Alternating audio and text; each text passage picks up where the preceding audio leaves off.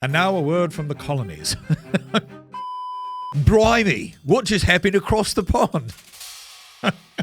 No. All right, seriously, what just happened in the UK?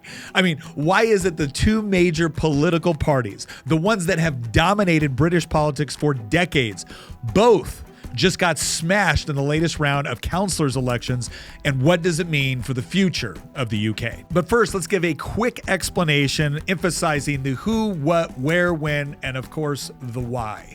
The who. This represents the major political parties represented in the UK. From the left, you have Labour, the Greens, and the Liberal Democrats, who are a little bit more on the center left. On the right, you have the Conservatives or Tories and Reform, which is a relatively newer party, and it's considered populist right. To put this into historical perspective, it has been the Conservatives or Labour that have led every government in the UK for over a century.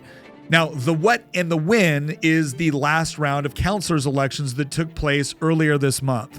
These are the equivalent of local elections, and the Conservatives and Labour parties got absolutely destroyed. The where is represented on this map, showing various areas of the UK where seats were up for grabs. Why did it happen? Because no matter what side of the pond you're on, we're all used to seeing the back and forth between the major political parties on the left and right battling out for control. But in this case, it was both the major political parties on the left and right that got beat up. And maybe that is because they both kind of had it coming. Now, don't get me wrong. I know it's become something of a political trope that all politicians are the same and there's no differences between the parties, which, let's be honest, in many cases is just really lazy analysis by people who are not paying a whole lot of attention. There generally are very clear differences among political parties and their stated objectives. And if there wasn't, is that such a bad thing? I mean, after all, aren't we constantly told that the parties need to stop being divisive and just work together? I mean, if it's true that the political parties all seem to be doing the same things, then didn't the voters finally get what they want? Turns out, no. Because what happened in the UK in early May was a total rejection of business as usual, and it's not very hard to see why. Many of the issues voters are dealing with in the UK are mirrored here in the US. Crime, inflation, and cost of living issues are all at the forefront. But perhaps one of the biggest issues is the problem of mass migration. And even more specifically, the issues that have arisen around crimes committed by a relatively small sector of the population that don't seem to get sufficient attention, so police can focus on more pressing matters, like arresting people for silently praying outside of an abortion clinic, saying hurtful things on the internet, or truly salacious and hateful behavior like giving someone anxiety. Yeah, these are all reasons why people were arrested in the UK. And what makes those cases so much more frustrating is then when you transfer over and look at these tragic cases, such as child grooming gangs that were operating in several towns all over the UK and victimized over 2,400 girls with relatively few prosecutions. And then adding to the mass migration problems, you have these boat crossings that are constantly coming across the channel with more illegal immigrants.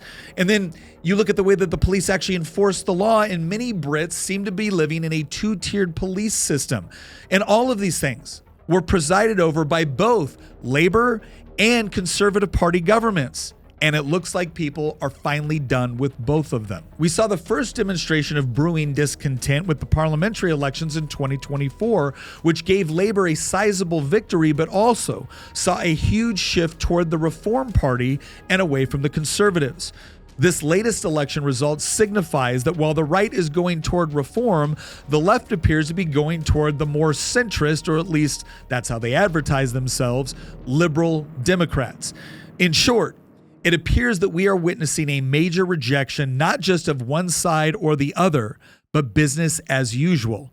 And as I stated in the beginning, it appears that Brits seem to think it's because both of them had it coming. The real question is whether or not new leadership from new parties will actually be able to effectively address the problems.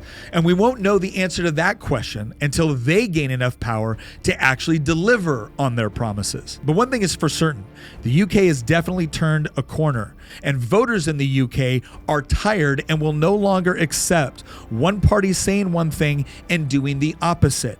They are looking for parties that will actually deliver on what they say during the campaign. And quite frankly, I find that very refreshing and perhaps something we should start implementing here in the United States.